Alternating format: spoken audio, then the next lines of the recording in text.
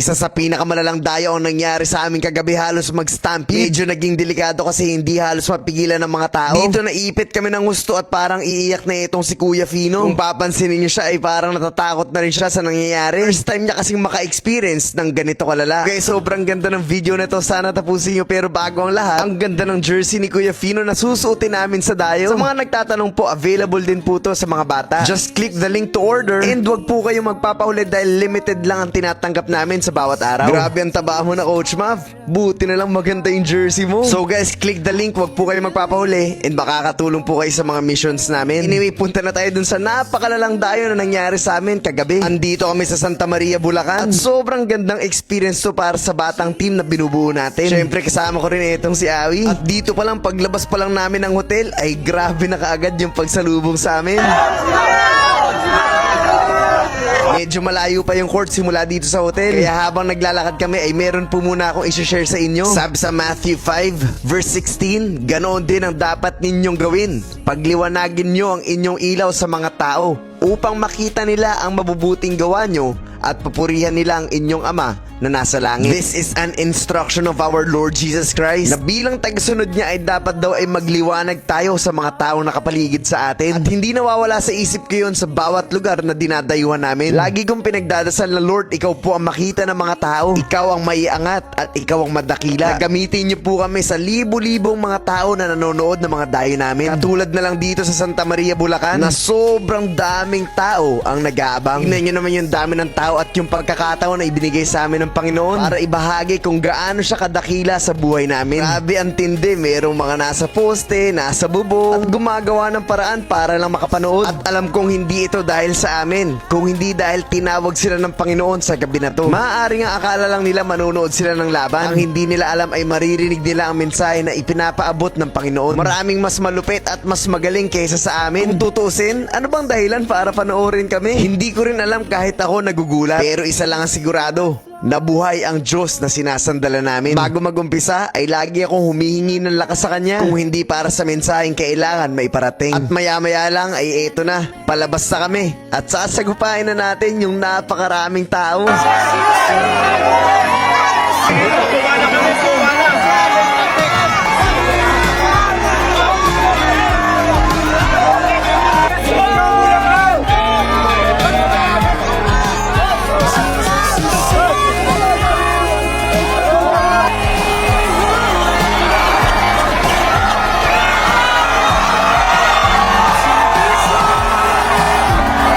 Grabe guys, hindi ko kayang angkinin na dahil ito sa amin. Wala nang tungkol sa amin to. Hindi to dahil magaling kami, hindi to dahil sikat kami. This is about the grace of God, the favor of God. Wala kaming ibang dapat na gawin kung di ang sumunod. Maya-maya lang ay tinawag na rin ako para magbahagi ng short message. So before po tayo mag-start, alam ko yung iba po sa inyo nanonood ng vlog, yung iba po hindi. Ako po si Coach Mav, ito po yung team namin. And dati po, dumadayo kami different places kasi syempre mahal namin yung basketball. Pero ngayon po, dumadayo kami para ibahagi ang salita ng Diyos, wala nang iba. That's our main purpose, that's our main goal. Pinagdadasal ko kay Lord, bakit kami nasa Santa Maria? Sino ba yung mga tao na dapat ma-reach out?